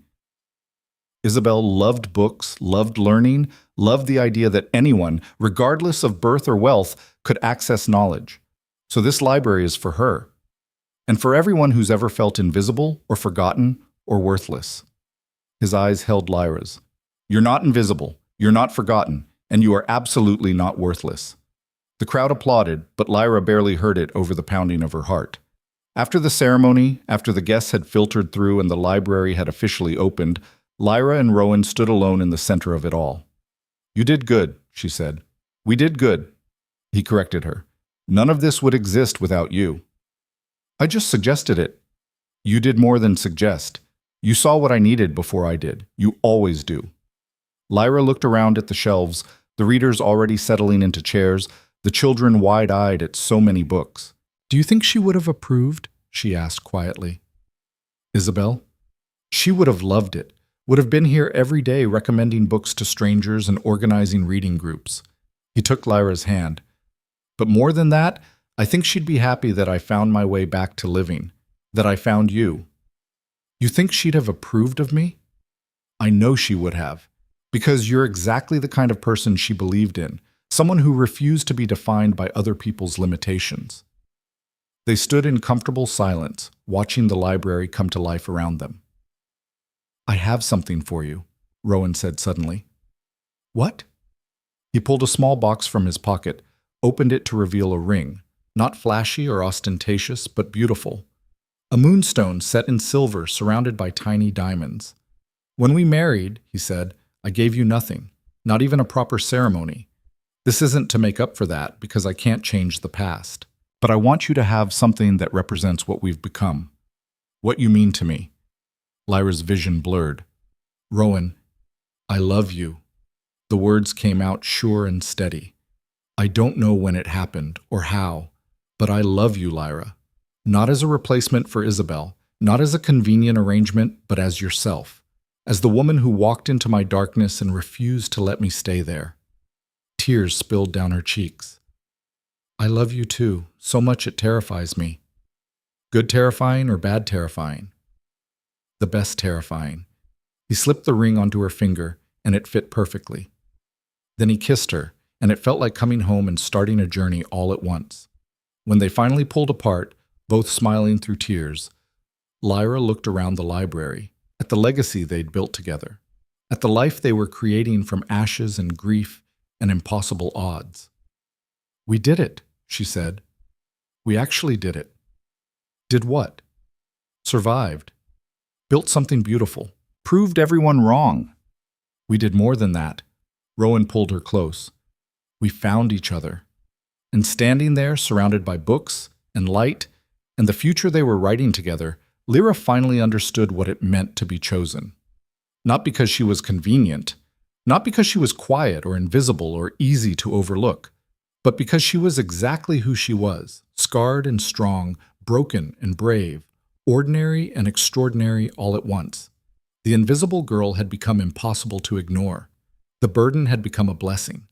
And the marriage that started as a joke had transformed into the greatest love story neither of them had seen coming.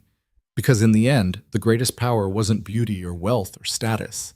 It was being truly seen.